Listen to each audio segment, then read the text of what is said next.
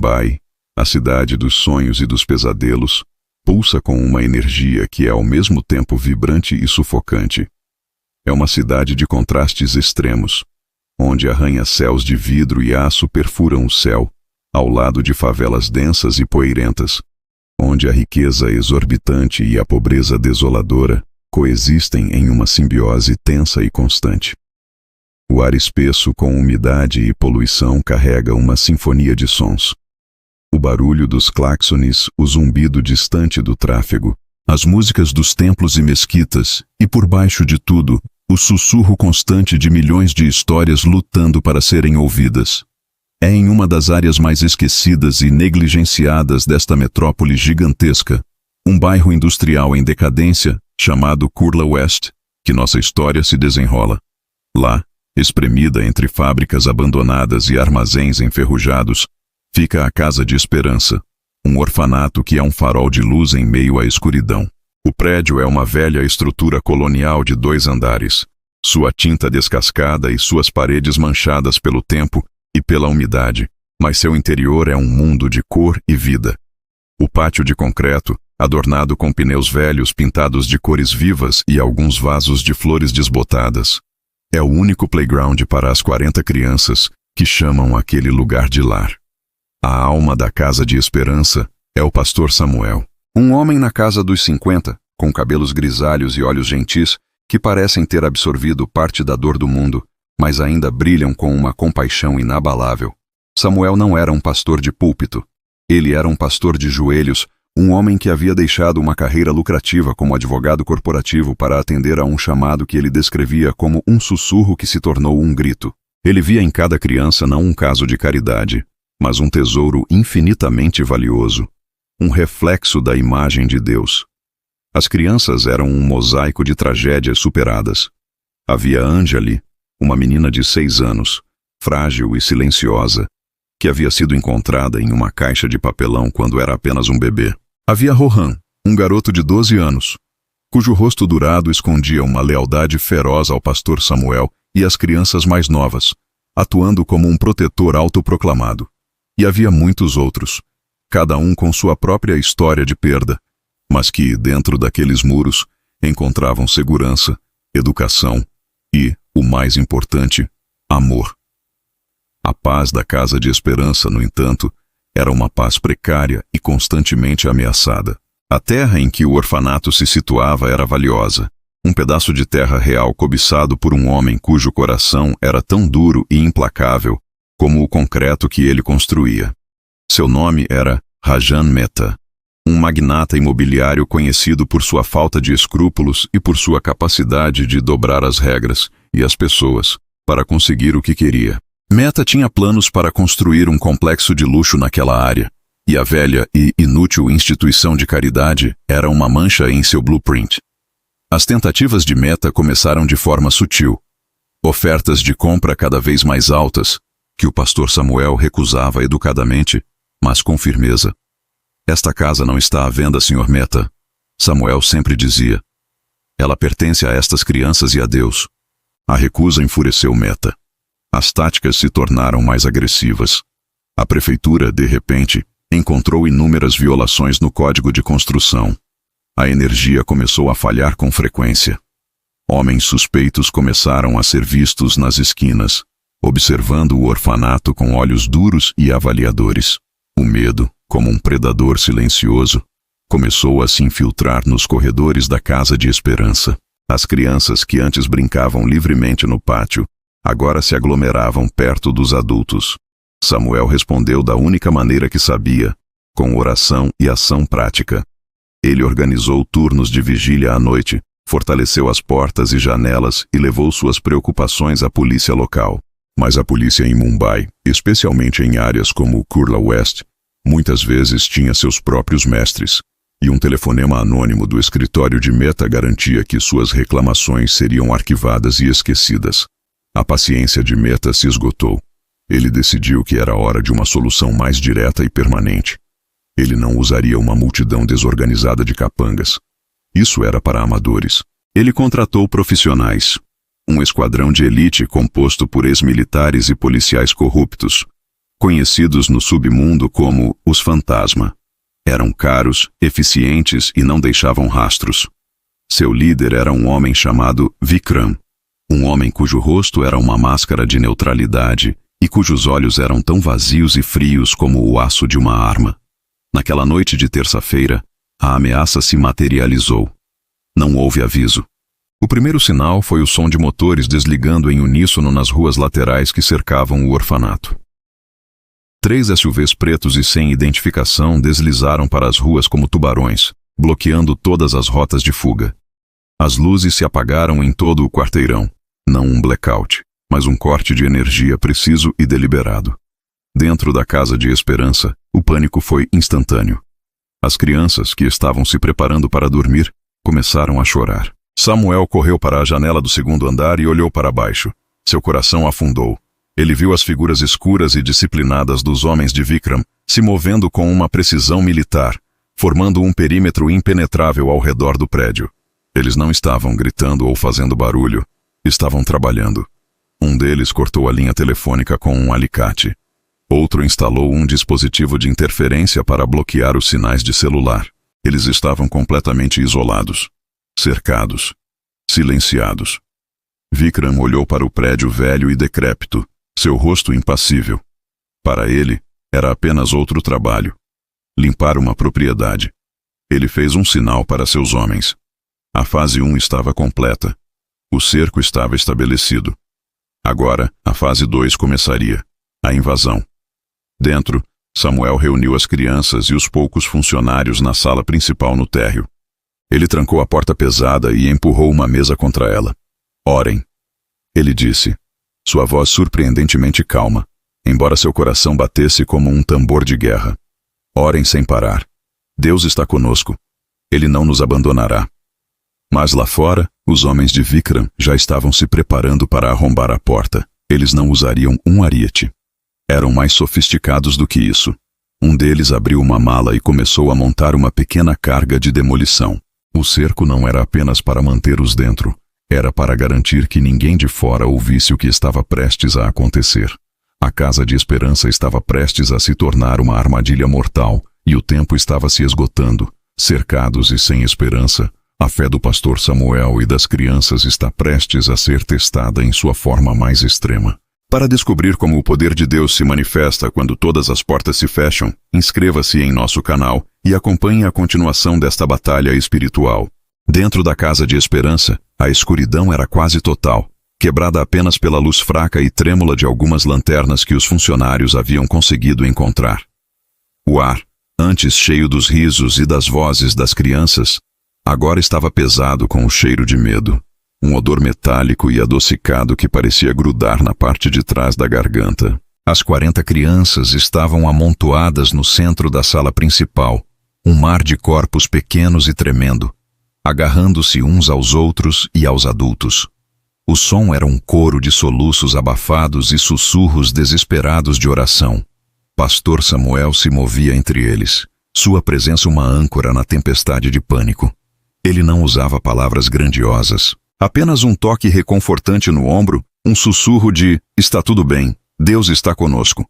Uma oração silenciosa por cada criança que ele passava. Seu coração era um tambor de guerra em seu peito, mas seu rosto era uma máscara de calma serena.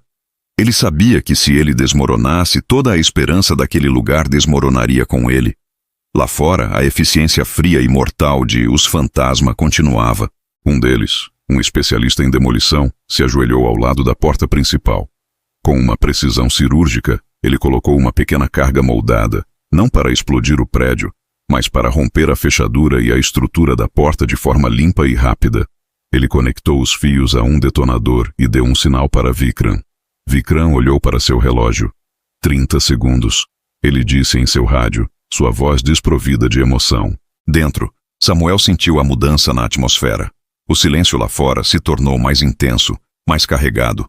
Ele se ajoelhou no meio das crianças, com Rohan, o menino de 12 anos, e Anjali, a menina de 6, agarrados a seus lados. Pai Celestial, ele orou em voz alta, sua voz firme e clara, cortando o medo. Tu és nosso refúgio e nossa fortaleza, nosso Deus, em quem confiamos. Ele nos livrará do laço do caçador e da peste perniciosa. Ele nos cobrirá com suas penas, e debaixo de suas asas estaremos seguros. A contagem regressiva chegou a 0. Não houve uma explosão ensurdecedora. Houve um baço surdo, seguido de um estrondo abafado como um trovão distante. O prédio inteiro tremeu violentamente. A porta pesada de madeira não explodiu para fora. Ela implodiu para dentro, estilhaçando-se em uma nuvem de fragmentos e poeira. As crianças gritaram, uma onda de pânico puro varrendo a sala. Pela nuvem de poeira e escuridão, as silhuetas escuras e eficientes de Os Fantasma entraram. Eles se moviam como uma unidade, suas lanternas táticas cortando a escuridão, varrendo a sala, identificando ameaças. Eles eram uma máquina de caça perfeitamente afinada. Samuel se levantou, se colocando entre os invasores e as crianças. Parem no nome de Jesus. Ele gritou, sua voz ecoando na sala pequena. Vikram, que entrou por último, deu um sorriso de desprezo. Tirem esse velho da minha frente. Ele ordenou a 2 de seus homens. Eles avançaram sobre Samuel, um de cada lado. Rohan, com um grito de fúria, se soltou do pastor e se jogou contra um dos homens, um ato de bravura inútil que o fez ser jogado de lado como um brinquedo. Foi nesse momento de violência brutal, quando a situação parecia totalmente perdida, que um som novo cortou a noite. Não veio de dentro do orfanato, veio de fora. Era um som baixo e gutural, um rosnado que não parecia vir de nenhum humano ou máquina. Era profundo, antigo e cheio de uma autoridade predatória. Era um som que fez a pele de todos os homens na sala arrepiar. Um som que despertou um medo primordial enterrado em seus genes. Os homens de Vikram, que eram profissionais e treinados para notar qualquer anomalia, congelaram. Um deles levantou a mão, sinalizando para silêncio. O ruído vinha do lado de fora, do escuro profundo dos armazéns abandonados que cercavam o orfanato. Vikram olhou para o homem que estava prestes a agarrar Samuel. Qual foi esse barulho? Ele sussurrou em seu rádio. Nenhum som, chefe. Veio a resposta de um dos homens do perímetro. Está tudo quieto aqui. Mas não estava. O rosnado veio novamente, desta vez mais alto, mais próximo. E não era apenas um. Eram múltiplos. Eles vinham de diferentes direções, cercando o prédio, da mesma forma que os fantasma haviam feito minutos antes. A caça havia se tornado o caçado. O que quer que fosse lá fora, era grande, e não estava sozinho. Vikram, pela primeira vez na noite, sentiu uma pontada de incerteza. Ele era um homem que controlava variáveis. Este era um elemento desconhecido e perigoso. Verifiquem o perímetro. Agora. Ele sussurrou, sua voz tensa. Seu homem virou-se para a porta, sua lanterna varrendo o pátio escuro lá fora. E então, ele viu. 2 metros de distância da porta, onde a escuridão era mais profunda, 2 esferas de âmbar brilhante se acenderam. Não eram refletores. Eram olhos. Olhos que brilhavam com uma luz própria, fixos nele com uma intensidade fria e faminta. O homem ficou paralisado, sua respiração presa na garganta. Lentamente, a criatura a qual pertenciam aqueles olhos deu um passo para fora das sombras, entrando no fraco cone de luz da lanterna. Não era um cão. Era muito maior, mais majestoso e infinitamente mais letal. Era um leão. Um macho enorme, sua juba escura e espessa em volta de uma cabeça poderosa, seus músculos se contorcendo sob sua pele dourada mesmo em repouso. Ele não rugiu. Ele apenas ficou lá, observando, uma presença de poder absoluto que tornou as armas dos homens parecem brinquedos inúteis. O homem deu um passo para trás, tropeçando no próprio pé. Chefe! Ele gaguejou no rádio, sua voz um fio de som de pânico puro. Nós temos um problema. Antes que Vikram pudesse responder, outro leão apareceu do outro lado do pátio. E depois outro. E mais outro. Eles emergiram das sombras dos armazéns abandonados como fantasmas de ouro e sombra, um orgulho inteiro de leões, movendo-se com uma graça silenciosa e mortal. Eles não pareciam assustados ou agitados. Eles pareciam protetores. Eles formaram um círculo ao redor do orfanato, uma barreira viva e resplandecente, seus olhos fixos nos homens armados que haviam invadido seu território. Dentro da sala, Samuel e as crianças que haviam ouvido os rosnados agora olhavam pela porta aberta, seus corações parados em um misto de terror e admiração. Eles viram os leões e entenderam. Sua oração por uma fortaleza havia sido respondida de uma forma que nunca poderiam ter imaginado. Vikram e seus homens, os caçadores de elite, os fantasmas mais temidos do submundo de Mumbai, estavam completamente paralisados. Suas armas, seu treinamento, sua crueldade, nada significava nada diante da autoridade primal dos reis da selva. A situação atingiu seu ponto de ruptura. A balança de poder não havia mudado. Ela havia sido completamente destruída. Os caçadores acabaram de se tornar a presa. A situação atingiu seu ponto de ruptura, e os caçadores de elite se deparam com um poder além de sua compreensão. Para descobrir como o rei da selva se torna o guardião dos inocentes e testemunhar o desfecho deste confronto impossível, inscreva-se em nosso canal. A batalha final está prestes a começar. O silêncio que se seguiu foi uma entidade viva e pesada. Dentro da Casa de Esperança, o ar estava parado, carregado com a eletricidade do impossível. Os mercenários, os fantasmas, homens que haviam enfrentado o perigo sem piscar, estavam congelados em uma variedade de poses de medo.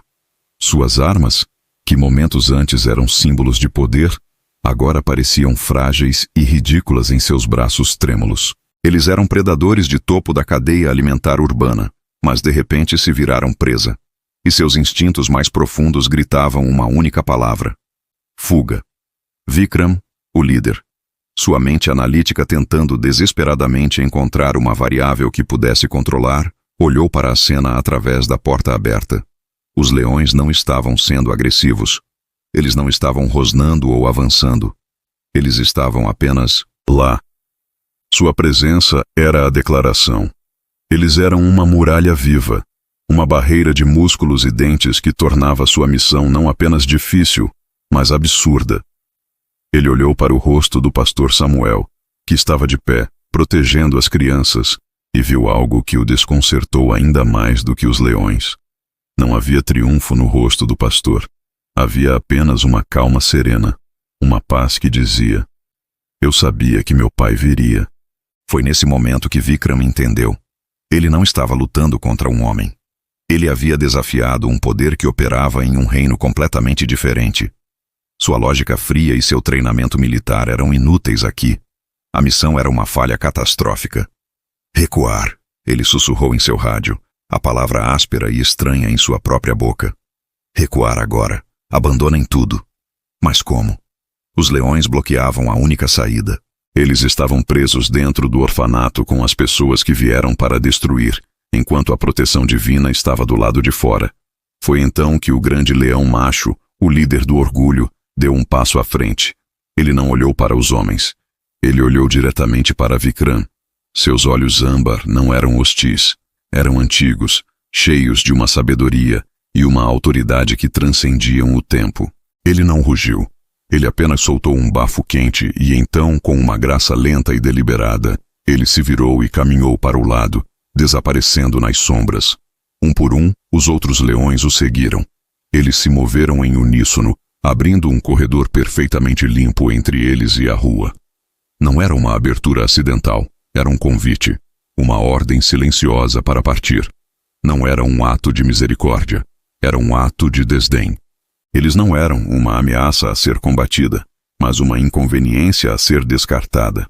Vikram não precisou que lhe dissessem duas vezes. Ele fez um gesto para seus homens, e a debandada foi total e humilhante. Eles correram, não como soldados de elite, mas como civis aterrorizados, tropeçando uns nos outros para passar pela porta e escorrer pelo corredor de leões que os observava com um desinteresse real. Eles não olharam para trás.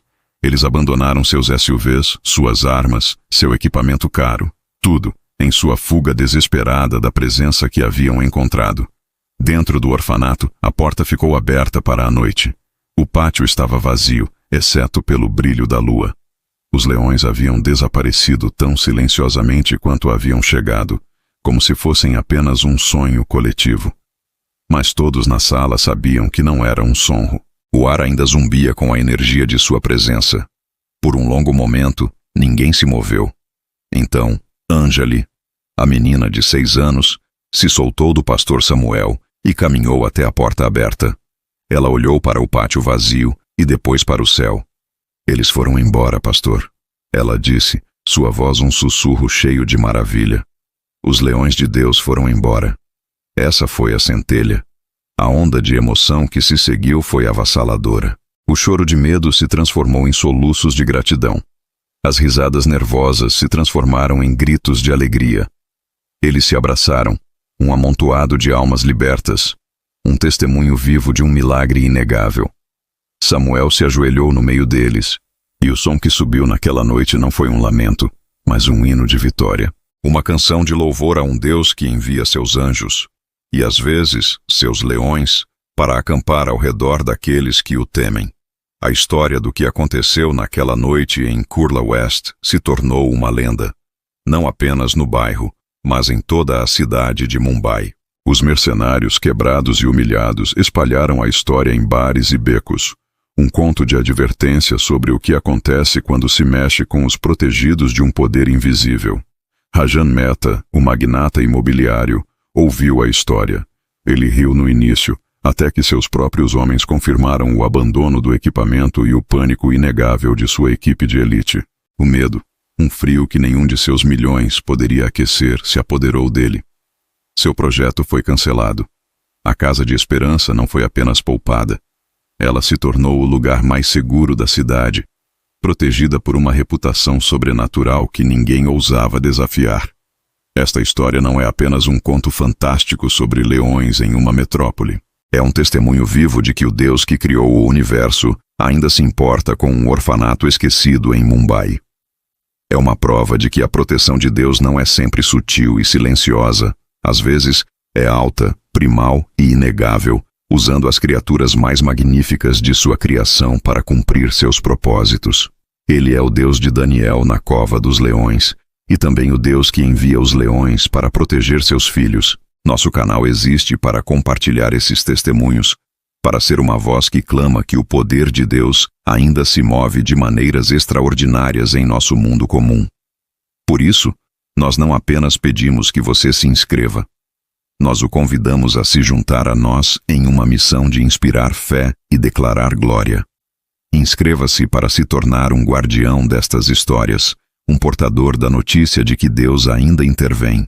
Ative o sininho de notificações para que cada prova de seu poder protetor possa fortalecê-lo em sua própria jornada, lembrando-o de que você nunca está sozinho ou desprotegido. Compartilhe este vídeo, porque ao fazê-lo, você está espalhando mais do que uma história incrível.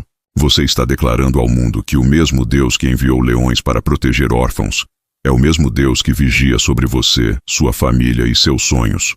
Junte-se a nós. Inscreva-se agora.